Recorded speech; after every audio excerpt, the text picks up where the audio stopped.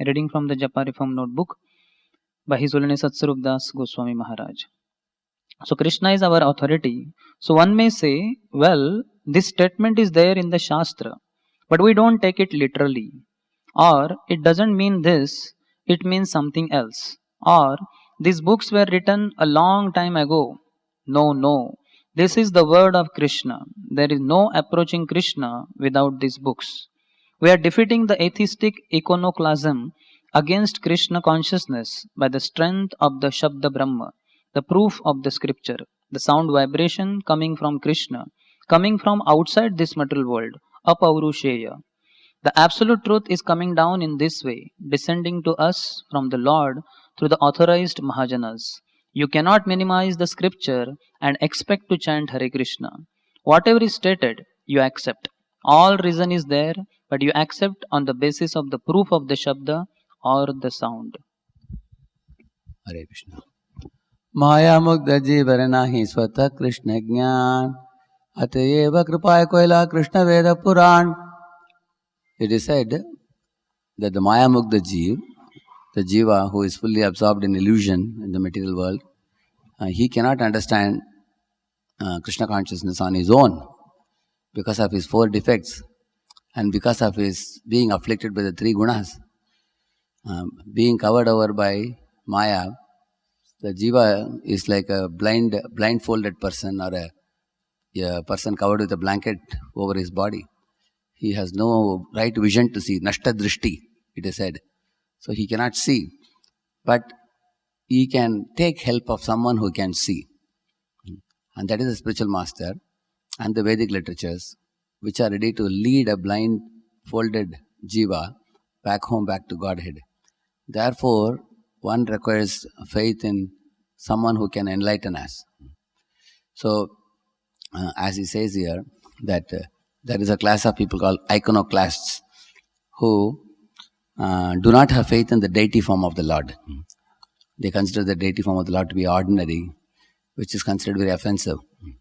Because the Lord tells Uddhava in Uddhava Gita that I appear in the form of my Archa Vigraha and I bestow my merciful glance upon my devotees.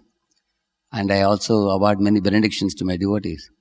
My devotees can pray to my form in the form of Archa Avatara. And they can reveal their minds to me. And I hear them. And in case of very advanced devotees, I even speak to them. And they can listen to me by hearing from me.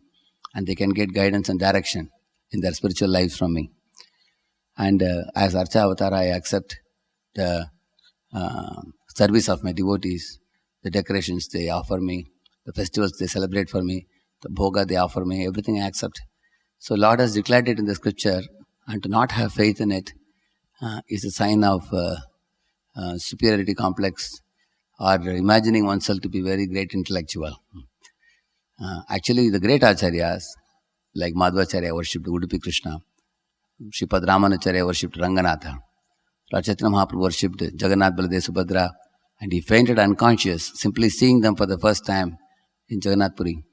Even Shankaracharya established Badri Vishal. So you will see that all great acharyas have worshipped the deities.